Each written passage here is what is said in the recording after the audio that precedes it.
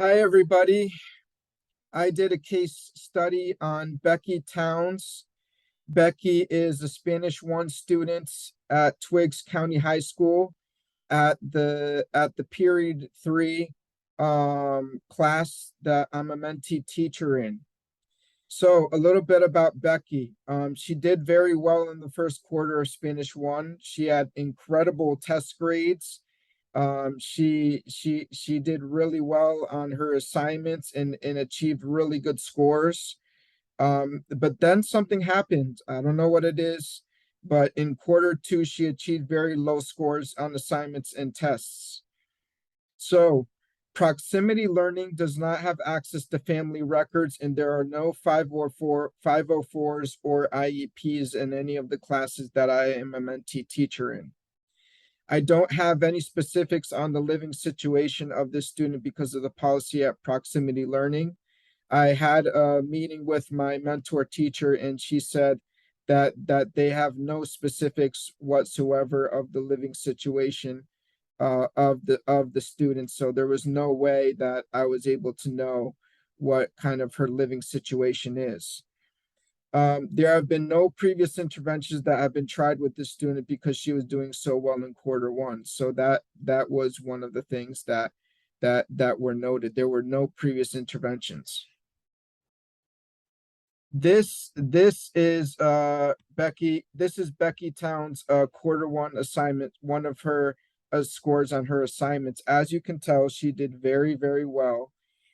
She scored on the quiz 164.25 out of 170, which is almost a perfect score, which was incredible. And throughout her assignments in quarter 1, she was just on the ball, doing her job, showing up to every single class and giving it her all. Then we move on to quarter 2, and on this assignment, the unit 1 practica 16 on Spanish speaking countries, there was no submission. And this has been a trend in the trajectory of many of Becky's assignments. Either she does poorly on them or she doesn't even submit them. And there's been 4 or 5 now practices and tests that she's gotten zeros on or missing because she just hasn't really done the work.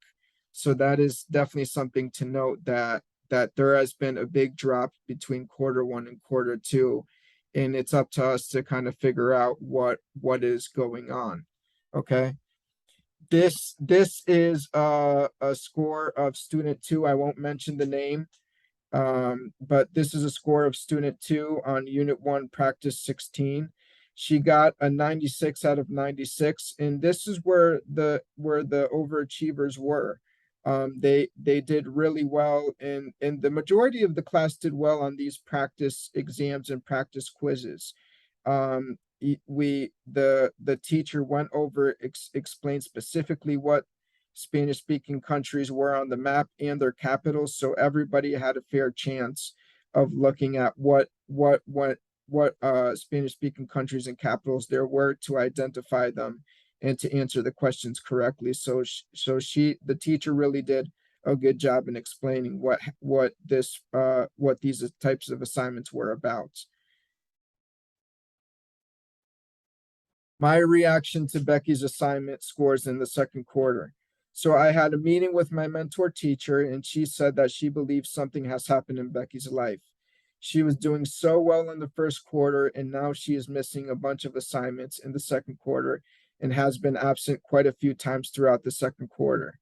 It is concerning to me and my mentor teacher that she is doing so poorly as of lately, because like I said before, she was doing so well in quarter 1, and we just came to the conclusion that something is happening in her life, and it'd be nice to do a little bit of digging there, to figure out what that is.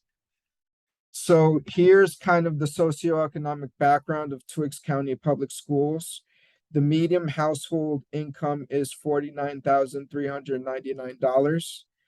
50% of households earn below $34,999, There are a total of 3,044 total households located in the Tux County Public Schools district, and the average family size is 4. So based on these numbers, you can really tell that this is kind of like a low income school district with very few resources. So like Becky, there are others in other classes and in this class as well that have been struggling in the Spanish class, and it goes towards more of the socioeconomic background of the entire school district.